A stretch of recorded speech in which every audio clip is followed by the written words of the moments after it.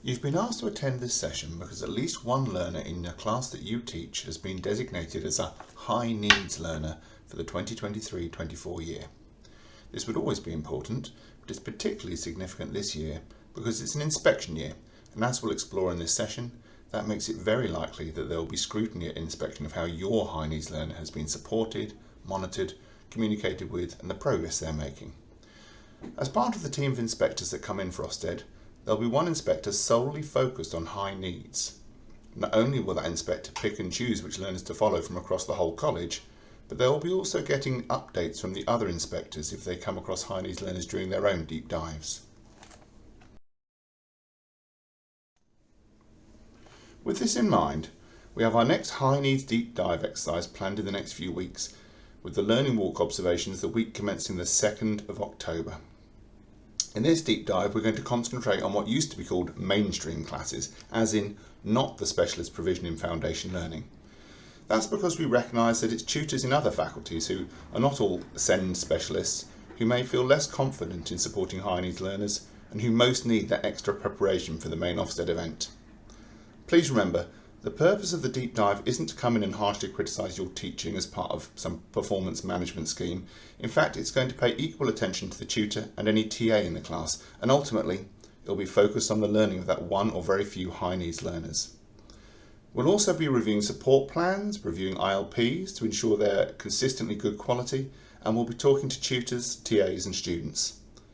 One factor we can't control is Ofsted. If we get the call before the 2nd of October, well, then the deep dive may get cancelled. But either way, the things that we're looking at in this session will help us to all be ready. A quick refresher on what high needs means. In my rather 1970s coloured Venn diagram here, I'm trying to show that high needs learners aren't separate and different from SEND or EHCP learners. They're a tightly defined subset of those same learners.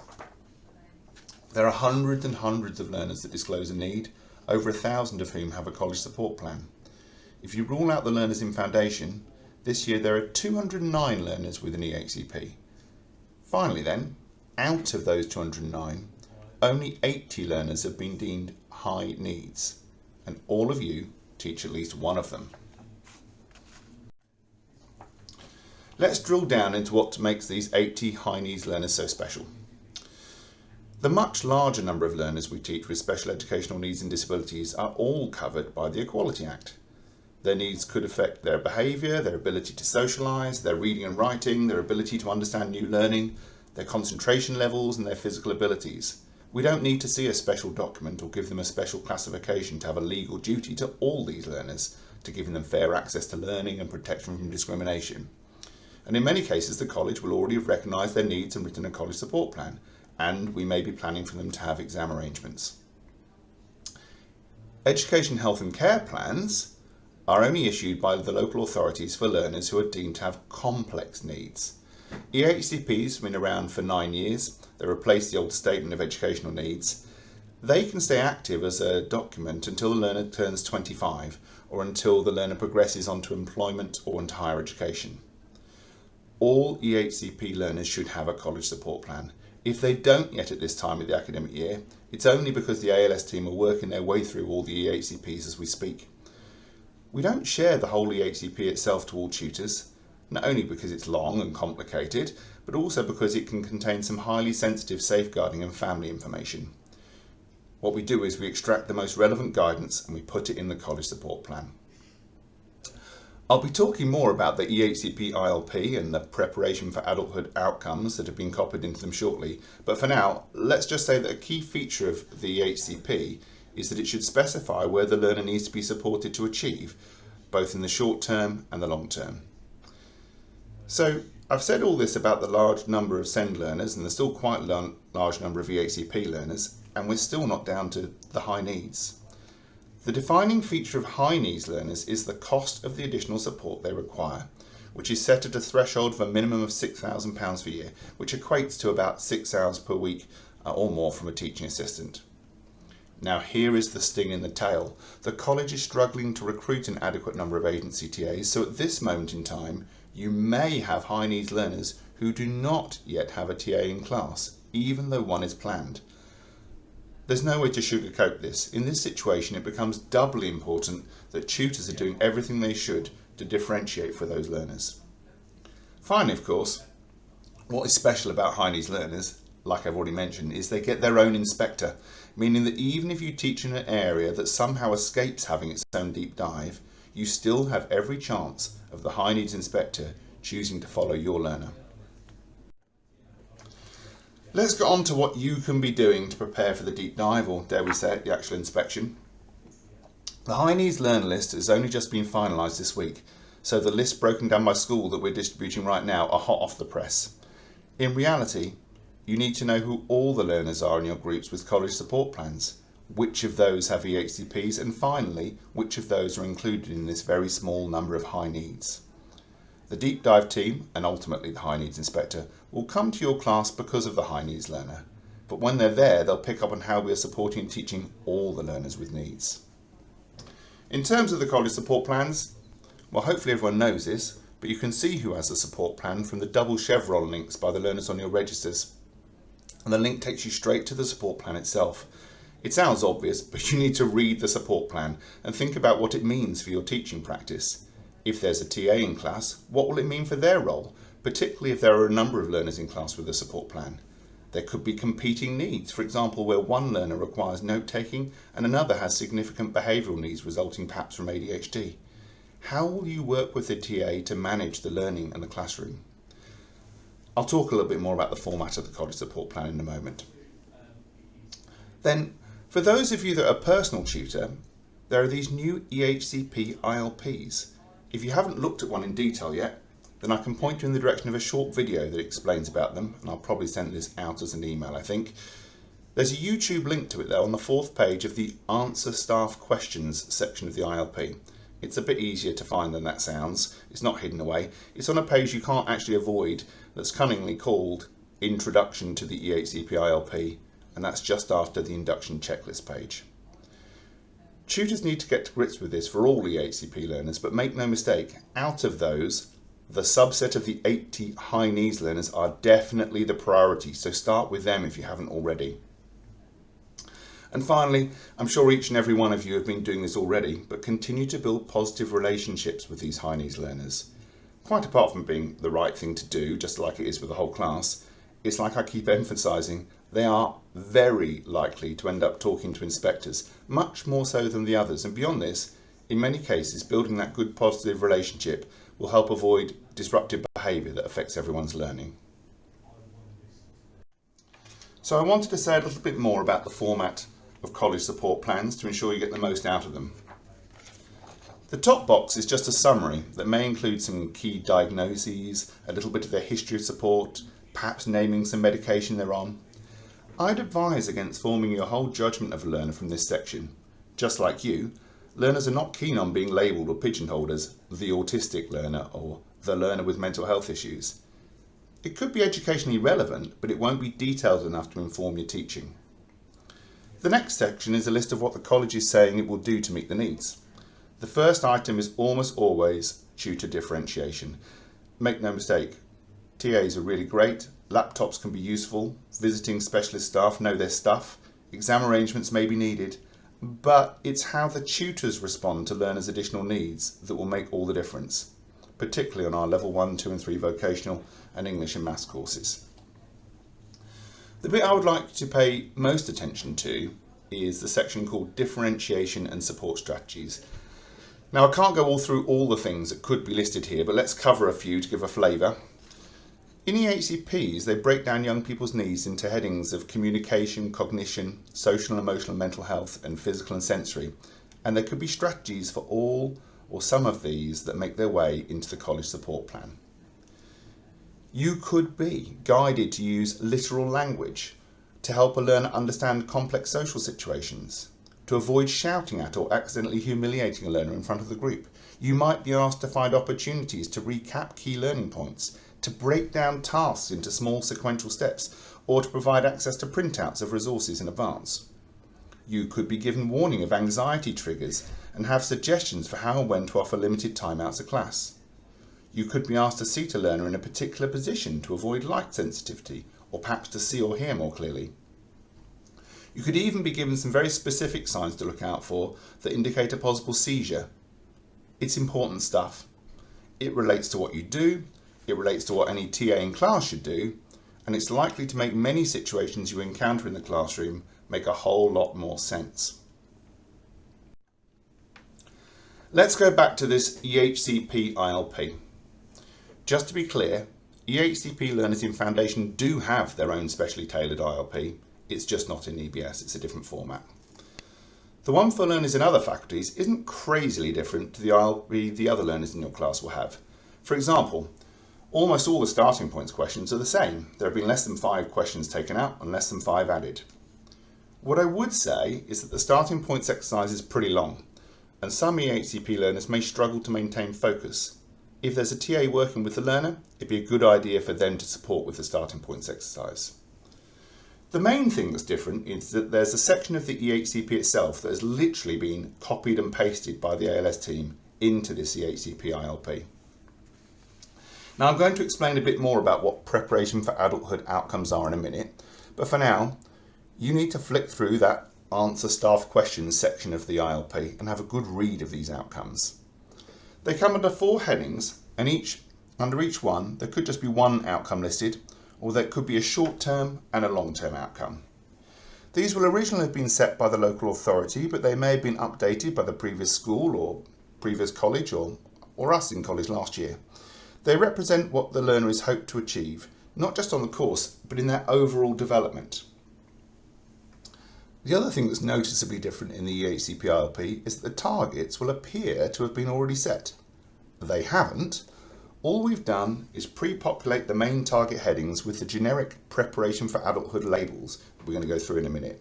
It's still up to personal tutors to actually set smart college targets. They just need to be recorded as steps. They're the subheadings under each PFA heading. All EBS ILPs, so for all your learners, have a section called Files where you can upload evidence of progress.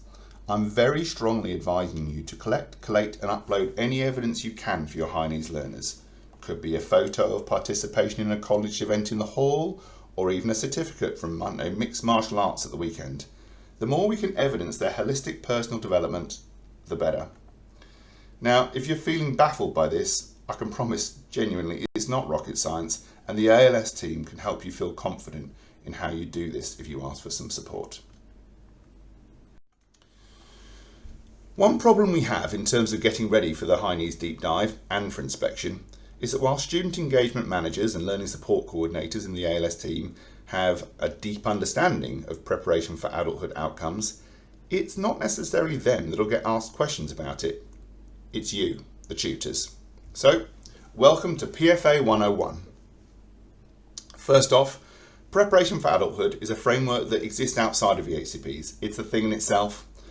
However, it's a core part of EHCPs and for Ofsted, and it provides a neat and tidy way for them to judge how well we understand our job as regards to high needs learners. Taken as a whole, working towards PFA outcomes means not being limited to just getting the learner through the course. We have to be paying attention to their wider development and getting them ready for the rest of their adult life. The same headings, I put them on the screen here, are used for primary school kids within the EHCP, but the nature of the outcomes in the EHCP changes radically as the kids get older, so that when a 16-year-old EHCP learner comes to Southend City College, they're expected to be on the last few stages of their journey to adulthood. The heading most tutors will probably feel most comfortable with is learning and employment. This is the stuff we traditionally understand, and outcomes may include passing a course or gaining employability skills. The next one, towards independence, it's not as weird as it may first sound.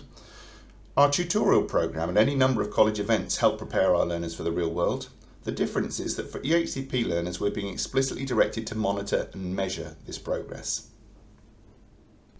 Friendships and community can be what it sounds like, getting along with others, having a good set of friends. But the outcomes set under this heading can sometimes be more about getting ready to take their place in society. So, for example, understanding fundamental British values. Finally, keeping healthy might be about understanding a good diet, keeping a sensible sleep pattern, or it could be about learning to take responsibility for their own health appointments. It's possible that some of you are thinking, isn't some of this the parents' job? Well, yes, in some cases it might well be, and that's fine. But as the educational setting responsible for the EHCP, we are still being set the task of setting smart targets towards these outcomes, monitoring them, liaising with home, and measuring the progress they're making. I'd like to return to this theme of forming positive relationships with high needs learners. I know you all see this as a core part of your job with all learners, but I just wanted to identify a few extra reasons why it might matter more for this particular cohort. First off, we're at the start of the year when all new learners are still going through the transition phase from their previous setting, and even returners can be coping with a change of course, a change of tutors, a change of peers. For pretty much all high needs learners, there'll be aggravating factors that make that tough.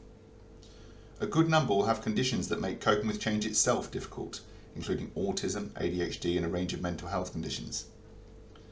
There are learners with a history of support at school that may find leaving those trusted adults they relied on so much at school behind very daunting.